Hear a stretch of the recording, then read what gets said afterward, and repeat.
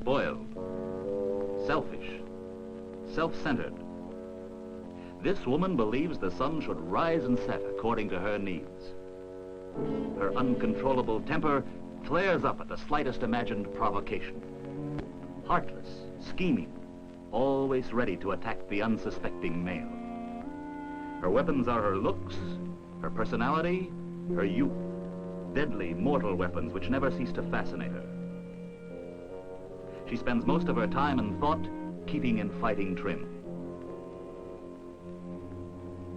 Her vanity is beyond belief. This is the only person in the world she really loves. Everyone else is either an admirer or a slave. She's a megalomaniac. She's a gold digger. Or so she seems to her husband, Frank Carson, who is a tyrant of medieval mold.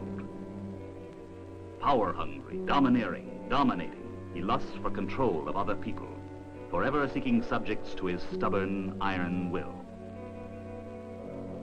He's arrogant, cocksure, the world's foremost authority on everything, from driving a car to starting a fire, from playing a bridge hand to cooking a steak. At the office all day, according to him, he's a tiger. At home, he must play the royal lion, subjugating one and all to his inspired rule. There is no way but his way. Everything he disagrees with must be changed. No one else can ever be right. Or so it seems to his wife, Honey Carson. Gold digger. All I'm trying to do is make the house livable. Make myself look human. Make the meals eatable with that little bit of money we have. He must think I can run the house and dress myself for nothing per month. That's what he'd like anyway. He must be crazy. How does he even dare mention money around me? He knows I haven't a thing to wear. I had most of these dresses before we got married.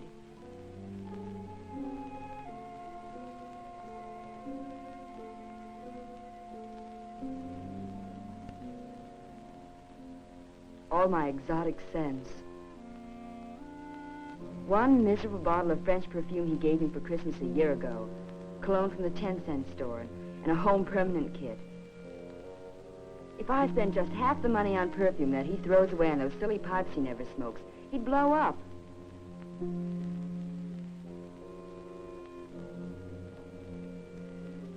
here's my collection of imported and domestic footwear. Those pumps I bought 3 years ago for that weekend at the university. This pair has been resold twice.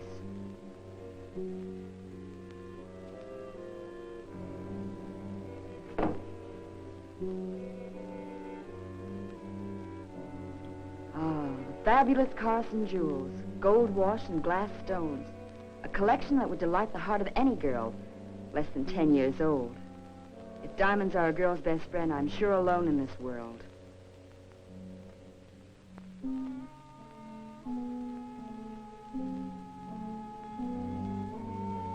Power mad, she calls me. She's so wrong, it's funny. I'm just a slave around here. Work all day earning the money to keep things going and bring it back so she can spend it.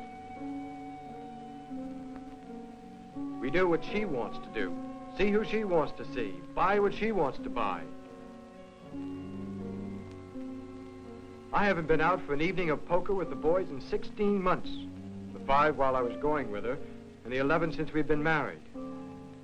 After the workday, I'm supposed to help her around the house. I've practically got 2 full-time jobs. And what does she do? Runs around all day with her friends buying things. And when she gets tired, goes and sits under a hairdryer in the beauty shop to rest. It sure must be tough. Every single piece of this furniture is something she picked out. She liked. She saw in a magazine. She wanted. She. So of course there isn't a decent chair in the house I can read in, or a lamp a man can see the time by. Well, I've had enough. It's time I started doing what I want. There, that'll fix up her furniture. Frank Carson, his mark. It's a good thing she can't see this, or there'd be more trouble. In other words, young Mr. and Mrs. Carson are at it again. Another one of those bitter fights that are tending to become a habit in this, the 11th month of their marriage. Why? They don't know themselves. These squabbles seem to grow out of nothing. Take tonight, for instance. Honey was in a fairly good mood as she waited for Frank to come home at 6 o'clock. Her day hadn't been very exciting, but then neither had there been any serious disasters. An ordinary, routine, domestic day. And an ordinary evening, for it was 6:30 by the time Frank arrived. His usual half hour late. Honey didn't really mind his being late. She was used to it by now. But tonight he seemed more preoccupied than usual. He was home in body, but not in spirit. His hello was mumbled, formal, disinterested. He hardly noticed her. One might have thought he'd stopped into a restaurant for supper, complaining all the time about what a hard day he'd had. Fine way for an evening to begin. Hard day indeed. And what about her day? Shopping, washing, cleaning, and now his supper. Is this what she'd been getting ready for since 5 o'clock? Yep, I practically took over for the whole sales department today. At the monthly staff meeting, you know. Ed was away, so I went in. Right at the same table with the old man and all the rest of them. Clark and Simpson and Reber. Now eat your soup while it's hot. Who's Reber? Oh, I've told you a million times. He handles research, development, and personnel. Wears 2 hats. Does a pretty good job. Eat it while it's hot. Why didn't you tell me it's boiling? Maybe it's so hot because I've warmed it over about 5 times. Yeah. Well, anyway, let me tell you about this meeting. It was really interesting being in there and talking it over with the big boys. Mr. O'Connell himself said that some of my ideas were good. Really? Yeah. Oh, the first part of it was pretty dull. The old man gave everybody a sort of pep talk about how we really had to put on the steam to get up over the last quarter. And then Clark made his report on production. Said that we'd have the new model in about a month. A month? That's what Clark said. I could hardly believe it myself. He said he and Reber had worked the last bugs out of it. They put a pilot model through production. The line's just about set up for full-scale flow. Honey's concern with pilot models and production flow is understandably limited at any time. Tonight, after a day of dull domestic chores and practically no human companionship, she is less concerned than ever. If Frank would only take a little personal interest in his attractive wife, what a difference it would make. Truth is, she'd probably settle for a small compliment on the condition of the house or the adequacy of her cooking. A word about her appearance would have a tremendous effect on things. And if the young executive could find time to express a little real affection, he would change the entire atmosphere of the Carson household this evening. But Frank is full of his own problems. But the big problem is personnel turnover. I suggested that we advertise in the big upstate papers for experienced workers. Naturally, Simpson said it would cost a lot and we probably wouldn't get much return. But you know him. Always looking on the dark side if it isn't his idea. I could see the old man and some of the others thought it might work. Uh-huh. I hope you like the dinner. I used the new mixer to make your special sauce. Yeah, sure, it's fine. But you haven't heard anything yet. So Reber told Simpson right in front of everybody, either we get personnel or we're in trouble. Frank's talk is rather technical, and Honey doesn't actually know the men he spends his days with. But why is Frank reliving his office life at home this evening? Could it be that the meeting didn't go as well as it might have? Were Frank's superiors rather slighting about his ideas? Is he perhaps making stronger arguments now than he did this afternoon? Could be. Maybe if Honey were a little more impressed, Frank's problem of self-assurance would be relieved. He might even think of changing the subject. But then, how understanding can we expect a young wife to be?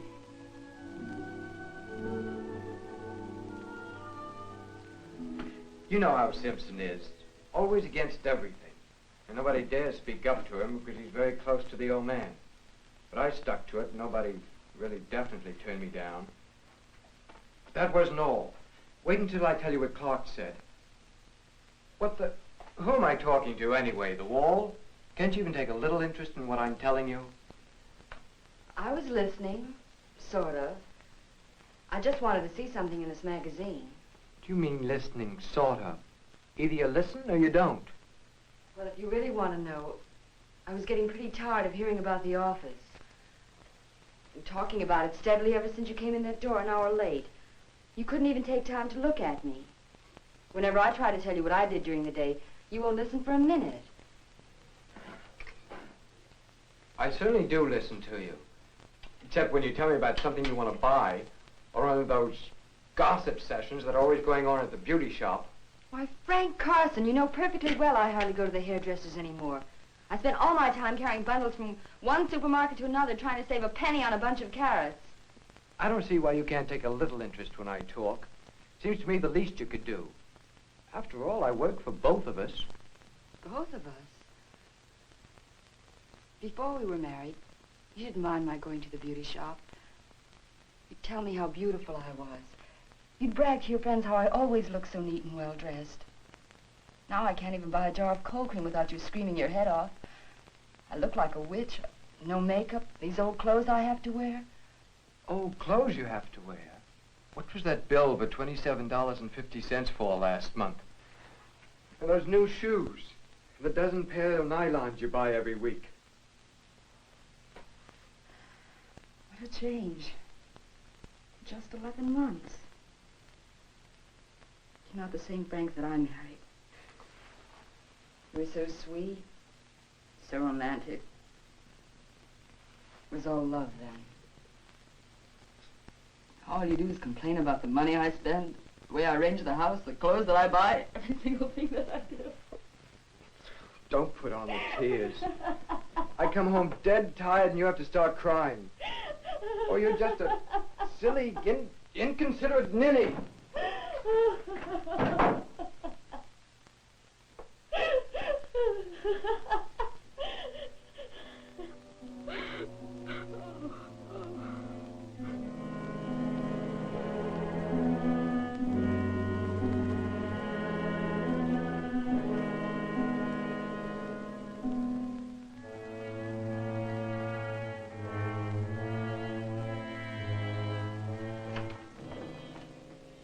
Isn't it possible for you to find some other place to hang out your wet clothes than in our one tiny bathroom? I'm sick and tired of living in a laundry. Well, that's too bad about you.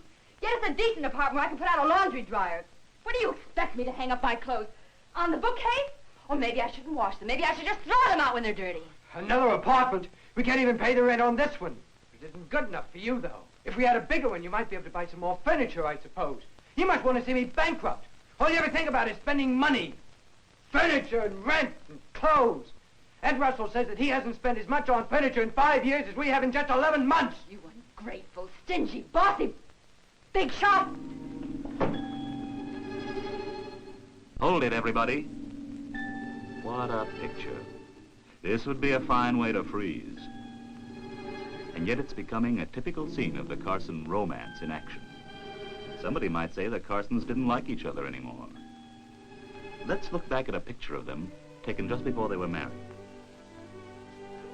In those days, Honey thought Frank was wonderful, just because he was so steady, as she put it, about money. And he thought she was adorable, because she always turned up so well groomed when they went out. She would make the perfect wife for a real gentleman, he used to think. A real lady.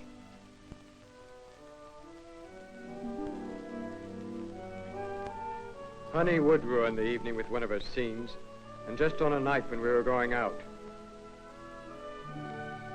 Maybe I ought to call up and tell them we can't make it. Certainly can't go over there fighting like this. How can I explain, though? What'll I say? Guess I better not. If only Honey would be reasonable. I'll talk to her. No, let's face it. When she's in a mood like this, you can't make her understand anything. Maybe I should apologize and make up. Sure, that would work. Why not? No, I'd better not. She'll just think she's completely right as usual, and it's all my fault. Nope, I won't make a move. What a shame Frank had to go and spoil everything this evening. Just the night I make a special dinner and we're going out, he has to act that way. I wanted to see Francine so much. I'm dying to show her my new coat. Maybe I can bring Frank around. He's had enough time to realize how awful he's been by now. No. Why kid myself? He wouldn't admit he was wrong. He loves scenes. They make him think he's boss. I want to get out of this apartment so much, though. Maybe I should just go in and say I'm sorry and make up. Yes, that's a good idea. But, darn it, if I do that, he'll just think he was completely right as usual. That I really am a gold digger. That I was all wrong. He'd love it. No, I won't. I can't. I won't budge. Should she? What do you think? Whose move is it? Which one of them is to blame for all this trouble? I can't tell because I know them both so well. Who am I? I'm an old friend.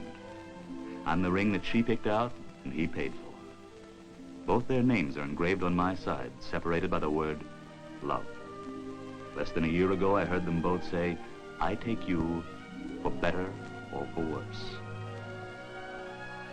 I've had a bad time tonight. Because I know that the Carsons are really swell people, both of them. I'd like to see them happier in their marriage. How can they break the vicious circle and rediscover the affection and respect they once felt for each other?